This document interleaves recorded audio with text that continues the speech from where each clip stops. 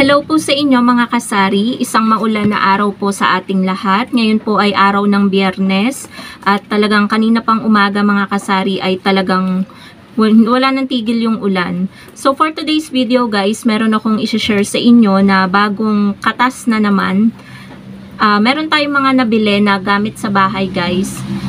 Dalawang gamit ito na wala po akong ginastos dito, kundi kumbaga dahil lang po ito sa kaya tayo nakabili nito gawa po ng mga freebies natin na nakuha natin sa sari-sari store natin. So itong freebies na to, always natin tong kino-convert into cash kapag nabenta natin yung item na na-free natin. So ang karamihan dito mga kasari is yung mga na-free natin na sigarilyo. Kapag dumadating ang GTI, 'di ba minsan nabablog natin 'yan na nakakakuha tayo ng 2 kahang Camel, 2 kahang Mighty, kino-convert natin 'yan into cash at nilalagay natin dito sa ating Ziploc. So wala na po siyang laman kasi kahapon umalis kami ni partner at bumili nga kami ng gamit na ito. Unang gamit na binili namin guys is double burner. Glass po siya na double burner. Ang halaga po niya is 1,550. Pangalawa, bumili din po ako ng kettle, steel kettle, yung painitan ng tubig kapag magkakape ka. So, ang halaga po niya is 590. So, ano tayo guys? 590 plus 1,550, naka 2,140 at wala po tayong gastos doon dahil ang naging laman po ng naipon natin dito, wala na nga lang po siyang laman ngayon kasi pinangbili na natin ng gamit sa bahay. So, tuto kasi. So, may natira pang 60 pesos. Ayun, pinangmerienda na lang. Pinangmerienda ko na lang ng shawarma. Nagdagdag na lang ako ng konti. So, gutom na gutom kasi ako guys kahapon. And nung umalis kami, hindi pa kami nag-aagahan. So, nag-shawarma muna ako bago kami bumili nung double burner tsaka nung ating electric kettle. So, ayun nga po mga kasari. Etong mga previous na nakuha natin na convert natin into cash, ang laking tulong 'di ba mga kasari. Mantak na nakapundar tayo ng glass na double burner tsaka ng electric kettle na magandang klase na rin kasi stainless yung loob niya. Hindi siya kakalawangin yung loob niya.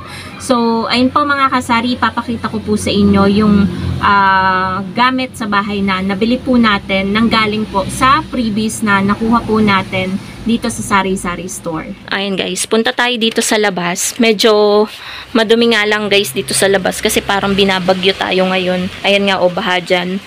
Baha po dyan. Yan, umuulan pa. So, ito yung electric kettle. Ewan ko ba ba't malanggam ngayon guys. So ito yung nabili natin na electric kettle guys. Kasi nung nakaraan, nung wala pa akong ganito, nung isang araw, kapag magkakape ako sa umaga, nanginayang ako guys. Kasi dun ko pa sinasalang gamit ito. Itong takore natin. Eh ngayon, sasaksak na lang natin, 3 minutes lang, meron na tayong mainit na tubig. So ito siya mga kasari. Yan, naninibago pa nga ako eh. Ayan, may tubig siya.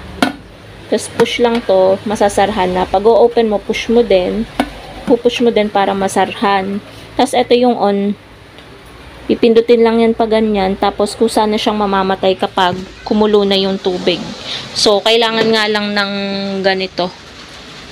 Kasi iba yung ano niya. Hindi ko alam kung adapter. So, ayan guys. Maganda yung loob niya kasi stainless. Ayan siya guys oh.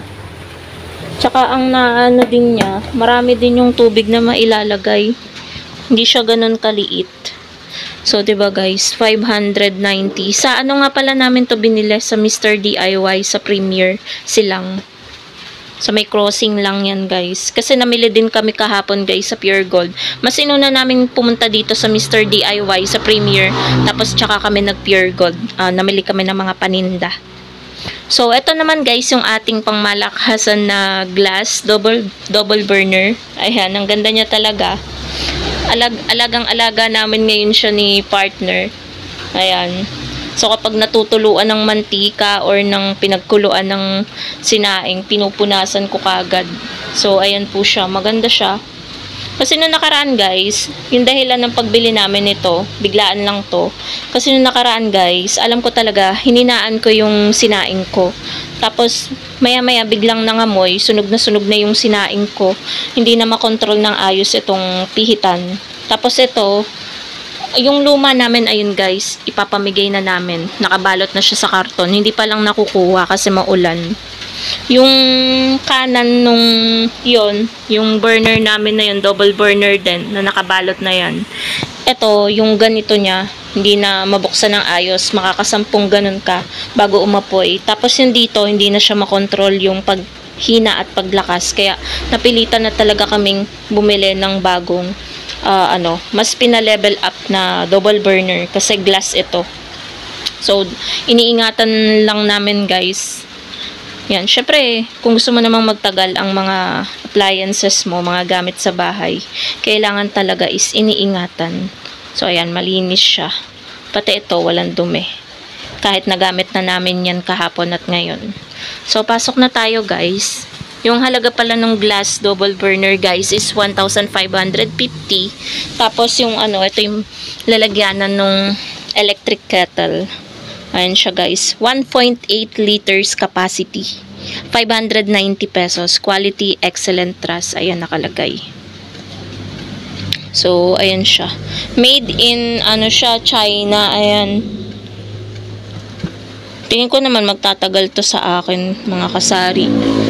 Malaking tulong din kasi less hassle na din sa akin and napaka-copy lover ko pero binabawasan ko na yung pagko-copy ko sa isang araw. Sa umaga na lang talaga ako nagko-copy kasi guys, inaatake ako ng pag napaparami ako ng kape. So ito yung luma namin guys na double burner. Nilinis ko tong maigi pagkakadumi nito kasi bibigay namin sa kapatid ni jowa. Yan. Kapatid ng asawa ko guys. Yan, ibibigay namin yan kasi ang gamit nila yung super kalan. So ayan, double burner. Hindi na sila mahihirapan, regulator na lang yung bibilhin nila. So ayun, tinanggap naman. Nilinis ko kasi para hindi nakakahiya guys na ipamigay. Lang na maibigay natin ng sobrang uling na sobrang dumi, sobrang mamantika. So ayun. So, ayun po mga kasari, yun po yung dalawang nabili natin na gamit sa bahay na talagang kapaki-pakinabang at makakatulong sa akin para less hassle na din at hindi tayo masunugan ng sinaing kasi sayang guys, 'di ba, ang kanin kapag nasusunog yung ilalim. So, buti nakain pa namin yung nasunog guys.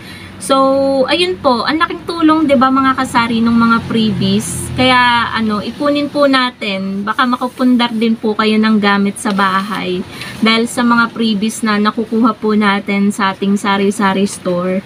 Kaya yun guys, nakakatuwa talaga.